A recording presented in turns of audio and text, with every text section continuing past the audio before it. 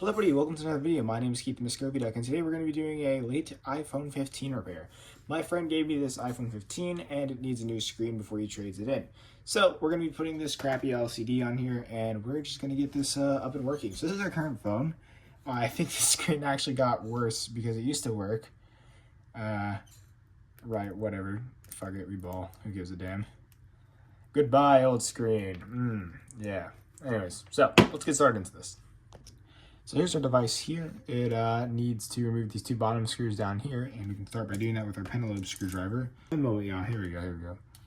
And now we can just remove that.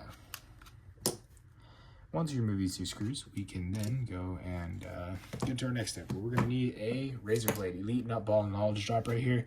This will always open your screen super easily. We're gonna put this down here at the bottom of the phone. And just shove that in there and see how it's going in. You need to do that. Push it in. You should get both sides in. Then you can just lift up on the front of the screen. Check this. Easy. And this allows you to salvage screens in most cases. I don't care, so I'm not being too careful with this. Boom, removed. I'll have to check that out. Isn't that really awesome? Anyways, oh, is the phone on still? Okay, no, I think it's, okay, that's getting pretty bad. Whatever, I think it's dead, so we're fine, because it just looks like a little battery thing, because if I press on button, okay, yeah, awesome. We're just gonna do that. Remove this here, and we're gonna not do that side, actually. We're gonna be really careful with it. Lift that up here. Oh, that scared the hell out of me. I thought it tore that little thing. All right, cool. So now that we have our phone open, we can start by using a tri-wing screwdriver here. And what's it called? I do gotta say, Apple absolutely cooked with their, way of making phone screens. Their hood's a little bit quicker. I do like this new design for screen replacements.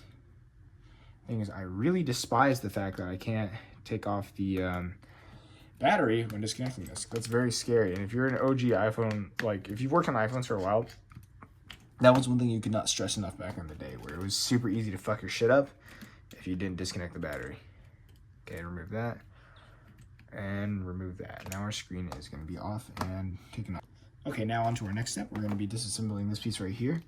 Now, I don't recommend using a heat gun on there because it's very easy to damage these electronics. Also, this is going to be a Phillips head screw, not a tri-wing.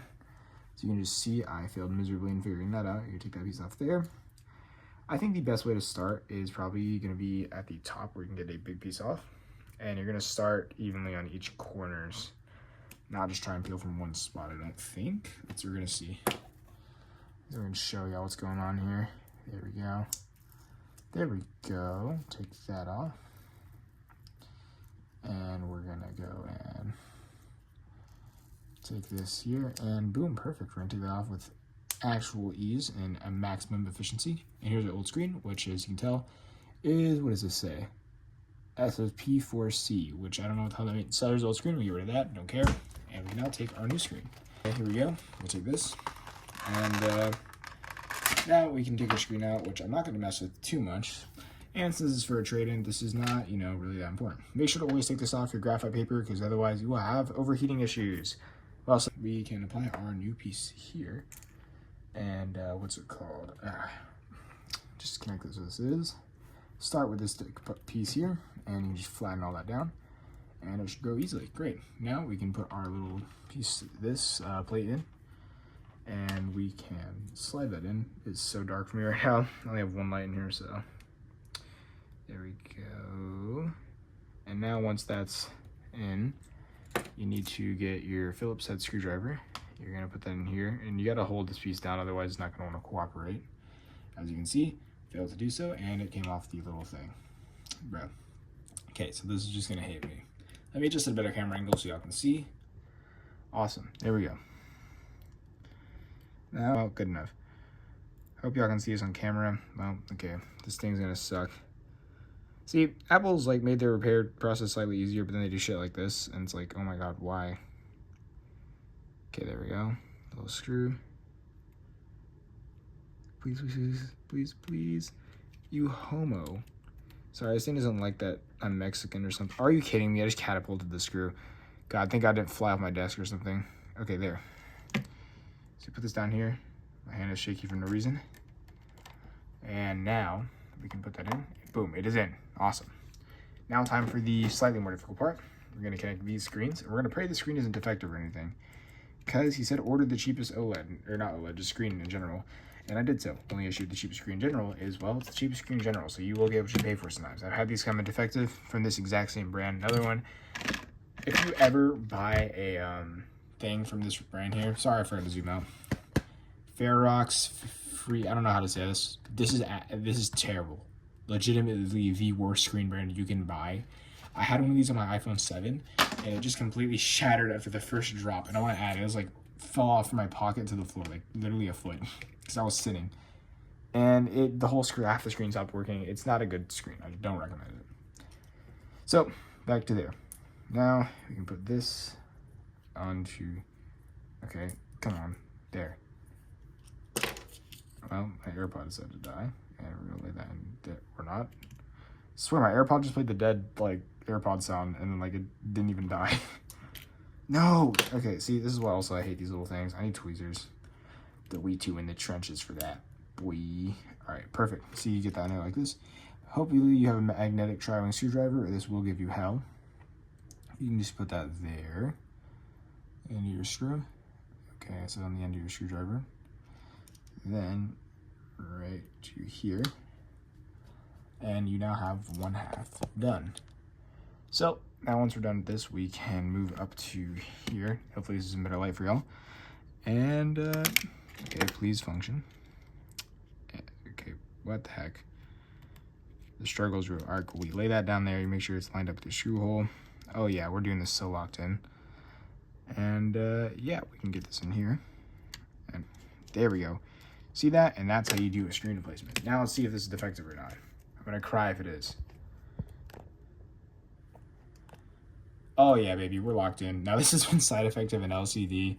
See that dynamic island? That's depressing, isn't it? Oh, I can't get it to show up again. Let me plug it in. You get this giant gap in the LCD thing where it's just a line. It's just like, oh, I can't even get it to show up on camera. Whatever, I'll show you when the phone's booted. All right, well, let's finish putting this back together. So what we can do for one is we can snap our screen back into place ever so carefully. There we go. Uh-oh. Yeah, this is another issue with not using the right screens. They don't really fit in properly. And that's, I don't want to crush this down. Oh, I hate doing this. I hate that. Okay, hold on. I'm going to come back on camera so I can do this very carefully. Okay, I did it off camera because I had to put it up to my chest and like look at this very carefully. But to sum it up, it made every cracking and creaking sound that would like put fear in the heart of a phone technician if this was like an OLED or something. So as you can see, the gap, it stands higher than it used to be. We're going to show you the bezel in a little bit when this all turns on.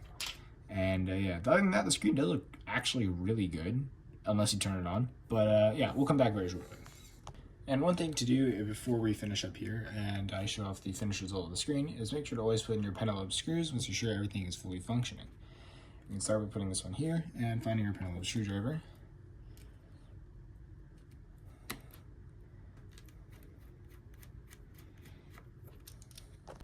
And here we go, guys. We're going to see our final result of our iPhone 15.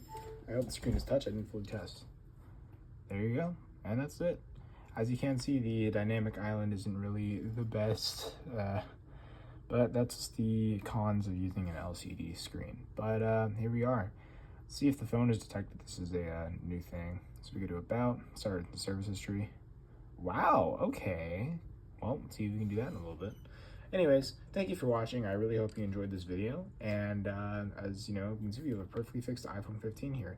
I'll be coming with more content coming soon. I do apologize for my lack of posting, but I kind of just post as I get to interesting jobs. Most of my stuff isn't interesting, so yeah. Thank you for watching. Please subscribe. I really appreciate every subscribe, view, and like I get on this channel, and it allows me to make more content, or yeah, it motivates me to make more content as I hate editing videos for y'all. So I'll see you in the next one. Cheers.